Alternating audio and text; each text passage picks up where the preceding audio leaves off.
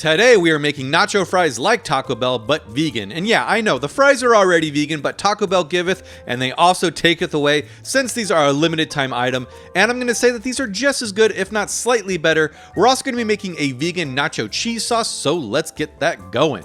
And for the fries themselves, you can either use fresh potatoes or some frozen fries. And now for me, this 2 pounds of fresh potatoes costs $3 and 2 pounds of frozen fries costs $4.50. Personally, I think it's worth the extra $1.50 to use the frozen, but if you want to make them from scratch, I'll leave instructions in the blog post. Now for the fries, we're going to dredge them in some cornstarch and seasonings, one of which is some sazon. I found this at my local Latin American market, so check yours or online. I'll leave links for all ingredients in the description as well, but the good news is we can also make this at home with a few ingredients. We'll need some annatto, which is mostly for color as it really has no flavor. We're also going to need some nutritional yeast, of course, for that cheesy flavor, and some MSG. Now look, I know some people have a lot of thoughts about MSG, but from all the available science, it's clear to me that it's safe at normal consumption levels. Plus, it occurs naturally in tomatoes and mushrooms, so there's really no reason to fear it.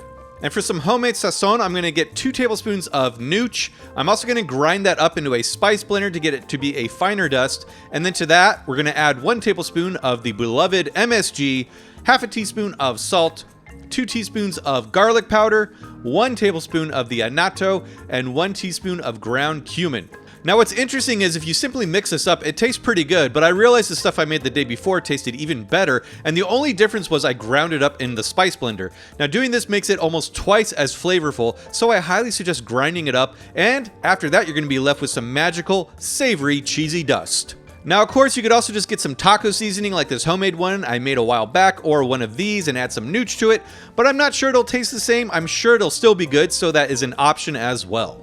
But now that we have that prepped, we can put together our fry seasoning. So let's get 2 tablespoons of the sazon seasoning, 3 tablespoons of nooch, 2 teaspoons each of garlic powder, onion powder, smoked paprika, and mushroom seasoning, or you can just use more nooch. And then 2 teaspoons of chili powder as well, and then 1 tablespoon of the annatto just for some color. And again, we're going to blitz this up in the spice blender, and I highly suggest using a seasoning shaker like this if you can. It will make seasoning the fries that much easier and efficient.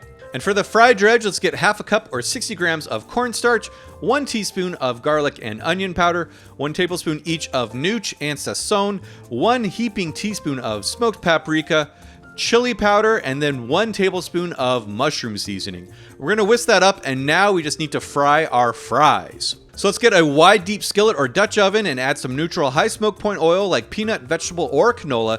We're going to heat that up to 375 degrees Fahrenheit or 180 degrees Celsius, and then we're going to dredge our fries by adding them to a bowl with the seasoned cornstarch, and we're just going to shake the bejesus out of them and make sure they all get nice and coated. And then once the oil is up to temperature, fry your fries in batches, making sure you don't overcrowd the pot. Stir them around so they don't stick, and fry until golden, about 5 minutes or so.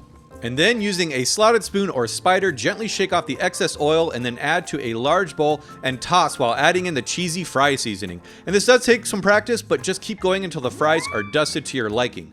And for me, this is what I was going for, and like I said, to my taste buds, these were just as good, if not better, than Taco Bell. And if you are like me and can't stop snacking on them, add them to a wire rack lined sheet pan and keep them warm in the oven while you fry up the rest.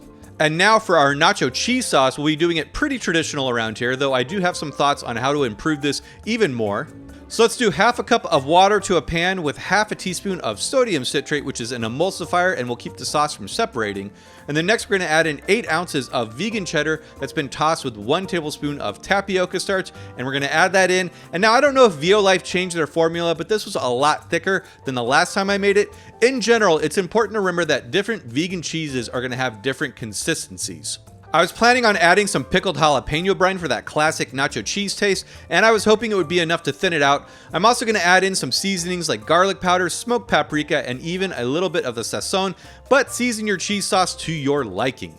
So since this was kind of thick, I went ahead and added a bit of unsweetened plant milk. If yours feels thick, I suggest doing the same. But if I could do this all over again, I might make a nacho cheese version of the cheese sauce I made for my Philly cheesesteak a while back. That was essentially this sauce, but with some cashew cream added. I'll leave a link for that in the description as well. Now don't get me wrong, this cheese sauce was still totally fantastic and perfect for dipping our fries in, and like I said, I had a hard time not just going to town on these, and in fact, I pretty much did. Also, you could totally just douse the fries in the cheese sauce too for like literally nacho cheese fries. And for a little behind the scenes action, here's what happens when you're moving a tray of cheese fries around in a rush. I wanted to get some shots of me eating them, and well, I wasn't gonna let a little snafu like that stop me, so I went ahead and ate them off the table like a civilized person. And if you want to make some other Taco Bell delicacies, check out this vegan Taco Bell playlist I got right here, and until then, I'll see you all next time.